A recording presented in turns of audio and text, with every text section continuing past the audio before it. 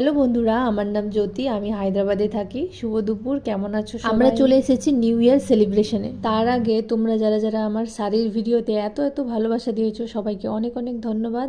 আমি তাদের মধ্যে 5 জনের নাম মেনশন। এই অনুষ্ঠানটি ছিল শনিবারে, ডেটটা ঠিক মনে নেই। এবার চলো অনুষ্ঠান এনজয় করার পর খাওয়া দাওয়া করা যায়। এই টাউনশিপে যে কোনো অনুষ্ঠান এই জায়গায় হয়। এই এক সাইডে রয়েছে স্টেজ করা অনুষ্ঠানের জন্য এবং অপর দিকে খাবারের স্টল বসে। এখানে প্রচুর দোকান ছিল, যেমন পাওভাজি, মাঞ্চুরিয়ান।